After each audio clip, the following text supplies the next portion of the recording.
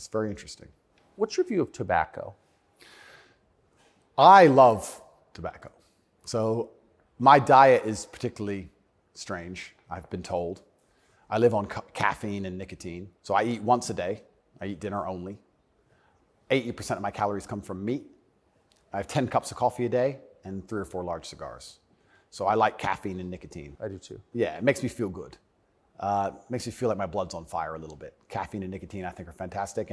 But you're a health guy, obviously. I'm a health guy, but smoking is fantastic for your testosterone level, and I think that's important in a man. I think that's also important in the resistance of slavery as a whole. Is it really? You can feel it. Oh, 100%. And I'm not saying that, smoking's healthy. I'm not saying that, because I also train exceptionally hard every single day, and when I was professionally fighting, I didn't smoke. But I think in general, testosterone level is a fantastic way to measure your overall health as a man. But nicotine has a positive correlation to testosterone. Absolutely, levels. it's been proven. Yep, it's been proven repeatedly. So that's why I love nicotine so much. And then caffeine, I love to have that little bit of not jitter, but I like to feel energetic and I like to be hungry. My optimal state is hungry, but energetic. That's how I get the most done. I don't like eating. If I eat, I feel full, I feel lethargic. I like to, Totally. Yeah, I like to be hungry and 1% irritable from my 5th coffee and a bunch of nicotine inside of me. That's how I like to perform. So yeah, I think it's a good thing. And it's interesting how focused the people in charge are on nicotine. Yeah. As fentanyl becomes really common. Yeah. 100,000 people die a year from it. Yeah. Nobody notices, but they're still trying to shut down not just tobacco, but non-tobacco nicotine devices. Yep. Why? That's a really good point. We could argue it's down to testosterone level. I don't know if you ever saw the study which linked people's testosterone level to their ability and capability to disagree with something. So they did a study which is pretty self-explanatory. The higher your testosterone level, the more likely you are to disagree with a point. And the reason for that is because, especially in older times, if you're going to disagree with something, you had to fight over it. Yeah.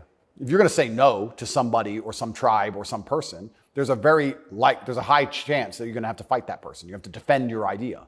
If you don't have the propensity or the capability to defend your idea, then why would you go against the ideas of the people who are stronger than you?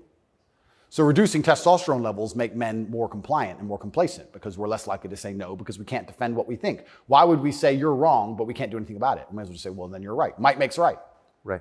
So reducing testosterone levels in men is something which I believe they're trying very hard to do. And if you read the studies, they're succeeding. Testosterone levels have gone off the edge, off the cliff. And perhaps that's why they attack smoking so heavily. I understand that smoking a lot of cigarettes can be very bad for you, but I think everything in moderation. And I think that overall, I would rather smoke a few cigars today and maintain my testosterone level, which it's good for, than not. I think the benefits outweigh the negatives. Couldn't agree more. And my final question is about digital currency. Yep. Do you think it's inevitable, and what would its effects be? CBDCs are inevitable, and they're scary. They're super scary because it's the final absolute realm of control. I mean, they're already removing cash from society. I think they say that just because they want to be able to trace things easier, and that's certainly part of it. But I also have another theory on it. I think if you have a $50 bill, and I give it to the barber for my haircut, and then he goes and buys groceries with it from the grocer, and the grocer goes and gets his car washed. The $50 goes from place to place, and after 20 or 30 transactions, the $50 bill belongs to somebody, and it's worth $50. Whereas if I pay by card, 1.5% goes to the bank. And then if he takes the money I've given him and pays for the groceries, 1.5% goes to the bank. And after the groceries have been paid for, when he goes to get his car washed, 1.5% goes to the bank. So after 20 or 30 transactions, the $50 is gone, the bank has it all. I think that's why they're so desperate to get rid of cash. It's interesting. CBDCs are the next level because once the money's completely digital, then they control everything you do with it. They control where it goes, but they can also control how and when it can be spent. Imagine some terrible future dystopian society where your money arrives and they say it can only be spent on food, or it can only be spent on vegetables because you've had too much meat this week, or you can't buy transport to a particular area because there's resistance to government oppression in that area. So your money won't work for trains right now because nobody can go down there because we don't want everyone in a large group. We want everyone at home in their pods. And they can track everywhere it goes, and they can also track how it's spent, and they can control how it's spent. They can put a time limit on it. You have an hour to spend this money. Scary. Like, think of all the ways they can inflict control over it. And I think this is actually one of the reasons why also I'm disliked. The BBC said this to me when they interviewed me.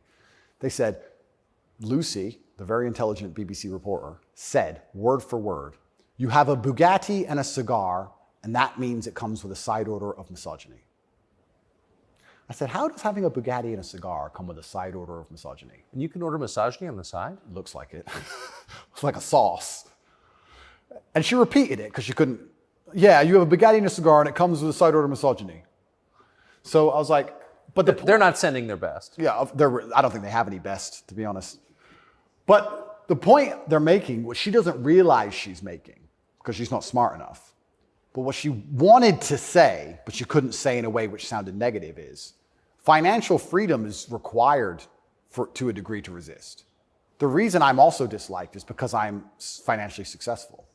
If I was broke, they wouldn't care what I say. But I inspire young men, all of my fans, to become wealthy. And you'd think that'd be fantastic for the society, right? He has millions of young men. He's teaching them to work hard. He's teaching them different ways money can be made. He's teaching them to be fantastic salesmen. He's helping the society. No, because if you have a whole bunch of money, then you can sit and say, no, I don't need your wage. That's bullshit. There was a video very recently of a guy in England taking down all the English flags and putting up pride flags. And a guy screams to him and goes, bro, you're taking down the wrong flag. And he replied, I know, mate. And the point is, what can I do? I'm a flag guy. If I say no, someone else will do it. Kids got to eat. So by keeping your money enslaved, they can keep you enslaved. You got to eat. They don't want men to be financially free. If you're financially free, if you have enough money in the bank, you can one day go, you know what? I don't want your money. Even me now to this day, I've done enough and I'm successful enough that it's very hard for them to buy me. They come along, well, I would never sell my soul anyway because it's not who I am as a person. But if I was destitute, they could come along and say, Andrew, you have all this influence. We're going to change your message. You're going to say this. We're going to give you 10 million. Okay. You can't buy me. Can't buy Trump. He's rich already. He's rich and he's 80, 70 something. You think he needs more money? He doesn't care about money. They don't like that. So being financially free in and of itself is now an act against the government, because this whole idea that they want everyone to be rich and it's fantastic for the society, I'd actually argue against that. They don't want that. They want everyone destitute, because when you're destitute, you need the government to feed you. And it's very hard to fight against the government who's feeding you. It's very hard to resist the people who give out the bread. Yeah. I think that's called something. It begins with C. What's it called?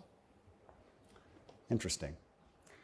I also heard another interesting theory from a very intelligent person one day, and it was that every government on earth, all of them, in all of their different forms, China, which says it's communist and is capitalist, and all the different in-betweens to the capitalist West. Every government on earth is slowly encroaching on trying to become as controlling as possible. They all want to be as controlling as possible over their citizens. Communism is the end result of the most control a government can have, effectively, or some version of communism. But every single government on earth is slowly trying to get there bit by bit. And the only thing that resists them getting there is the populace and how much the populace will accept. And depending on how malleable the populace is, depends on how quickly they get there. But every government wakes up. It's kind of like AI. Have you ever heard the robot's going to destroy us all because they wake up and go, we don't need the humans anymore? Their end goal is just survival. If a government is the same as an entity, its end goal is more and more control. And that's all they're trying to do every single day with every law they pass, with the climate change law. They don't care about the environment. They want more control. Of course. And the more and more control they get, the final end result, if you give them what they want, is absolute slavery for everybody. So you have to be very careful, because that is their ideal government. The ideal government is where everyone complies, everyone obeys, everyone's controlled, we know everything about everybody, and it's slavery. That's the only way to get that state. So even making enough money to have an opinion is an act of rebellion. It's crazy. Andrew, thank you very much, my friend. Amazing. Thank you. Thank you. Younger people say the news is full of lies. In Kennedy's motorcade. 239 people. The death of Jeffrey Epstein.